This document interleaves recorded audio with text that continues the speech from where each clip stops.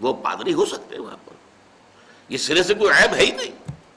ہم جنس پرستی، شادیاں ہو رہی، تو یہ مادر پیدر آزادی ہے اور یا ٹوٹلیٹیرین نظام ہو جاتا. اسی طرح سرمایہ اور مزدور، ظاہر بات ہے کہ مزدور تو اپنی مصلحتیں دیکھتا ہے، سرمایہ دار جو ہے وہ اپنی مصلحت دیکھتا ہے. ان درمیان توازن کیا ہو؟ کوئی آج تک نہیں بتا سکا کہ ایک کارخانہ ہے، کارخانے میں 10 کروڑ روپیہ لگا ہوا ہے، یہ انویسٹمنٹ ہے، 10,000 آدمی کام کر رہا ہے. اب جو کچھ بھی وہاں کا پروڈیوس ہے، جو پروڈکٹ ہے، جو پیدا ہو رہا ہے، پیداوار ہے، ان دونوں چیزوں کا حصہ ہے، سرمایہ کا بھی حصہ ہے. سرمایہ نہ ہوتا، مشینیں نہ آتی، یہ کارخانہ نہ لگتا تو کیسے مزدور کام کرتے؟ اور مزدوروں کا بھی حصہ ہے، وہ مزدور کھڑے ہو کر وہاں کام نہ کریں مشینوں کے اوپر تو مشینیں کیا دے دیں گی آپ کو؟ کچھ بھی نہیں. لیکن جو پروفٹ ہے اس میں کتنا حصہ مزدوروں کو جانا چاہیے، کتنا حصہ سرمایہ کو، کون طے کرے گا اس کو؟ سرمایہ دار یہ چاہے گا کہ کم سے کم مزدوروں کے پاس جائے اور زیادہ سے زیادہ میرے پاس آئے. مزدور یہ چاہے گا زیادہ سے زیادہ ہمیں ملے.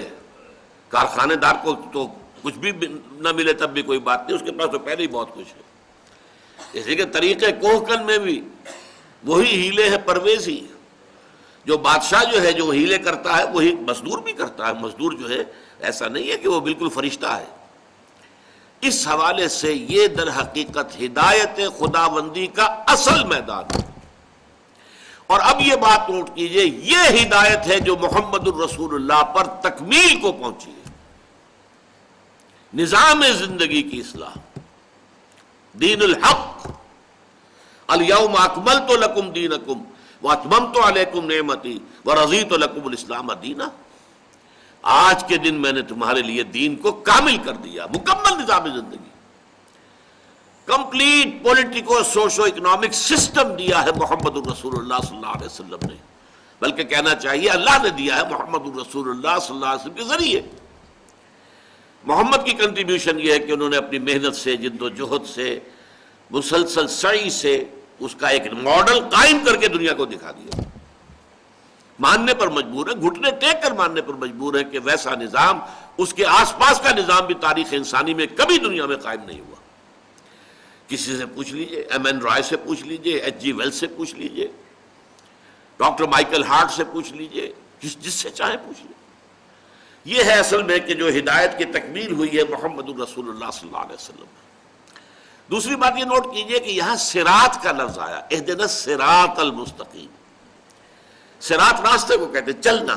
اسی لیے میں نے آپ سے عرض کیا کہ در حقیقت یہاں جو ہدایت جو مانگی جا رہی ہے، جو طلب کی جا رہی ہے، جس کی دعا کی جا رہی ہے، جس کی استدعا کی جا رہی ہے، وہ ہدایت عملی ہے.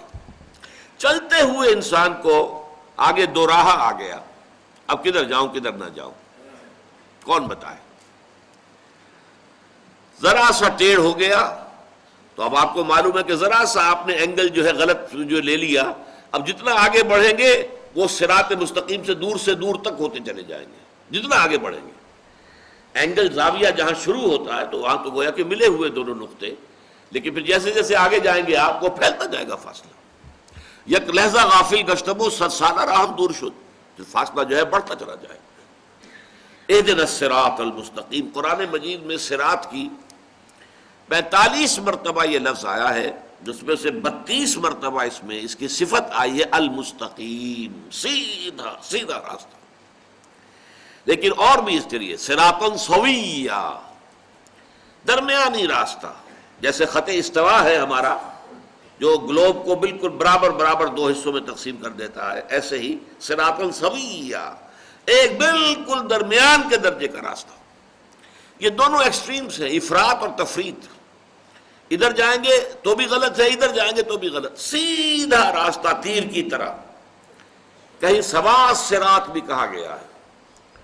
پھر ایک اور لفظ قرآن مجید میں آتا ہے سبیل، قصد السبیل، وعلی اللہ قصد السبیل ومنہا جائر.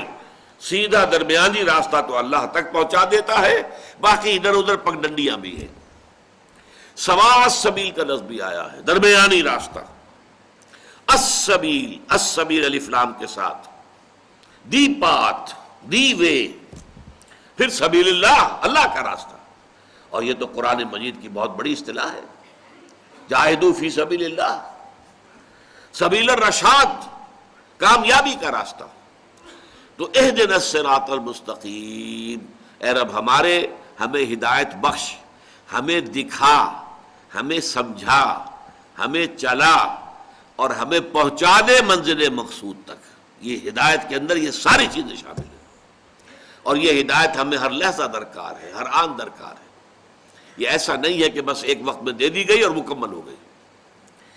اب اس صراط المستقیم کی جو ہے تشریح آ رہی ہے، صراط الذین انعمت علیہم۔ اب یہ بدل ہے اسی کا، یہ علیحدہ جملہ نہیں ہے، میں نے عرض کیا یہ تینوں آیتیں مل کر ایک جملہ بنتی ہیں۔ راستہ ان کا جن پر تیرا انعام ہوا۔ اب یہاں تو اس چیز کو مجملاً بیان کیا گیا ہے، سورہ فاتحہ ہے، چھوٹی سی سورت ہے، اس میں تفصیل تو ممکن نہیں ہے، لیکن سورہ نساء میں اس کو کھول دیا گیا۔ منعم علیہم کون ہے؟ انعام، نعمتیں اللہ کی کن پر ہوئی؟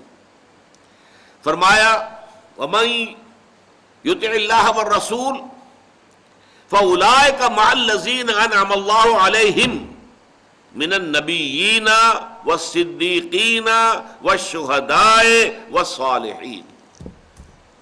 یہ چار طبقات ہیں منعم علیہم کے، جن پر اللہ کا انعام ہوا۔ سب سے اونچا طبقہ انبیاء کرام، اللہ تعالیٰ کا بڑا انعام ہوا ہے ان پر، بڑا احسان ہوا ہے، جیسے کہ حضور کے بارے میں فرمایا ان فضلہ کان علیک کبیرا، اے محمد آپ پر تو اللہ کا فضل بہت بڑا ہوا ہے۔ پھر ایک ہے صدیقین، یہ کون ہوتے ہیں؟ وہی سلیم الفطرت سلیم العقل لوگ جو خود بھی قریب قریب پہنچے ہوئے ہیں، لیکن جب نبی کہتا ایسا ہے جیسے تمہاری فطرت کہہ رہی ہے، جدھر تمہاری عقل اشارے کر رہے، یہی حقیقت ہے، اور وہ فوراً ایمان لاتے، انہیں دیر نہیں لگتی۔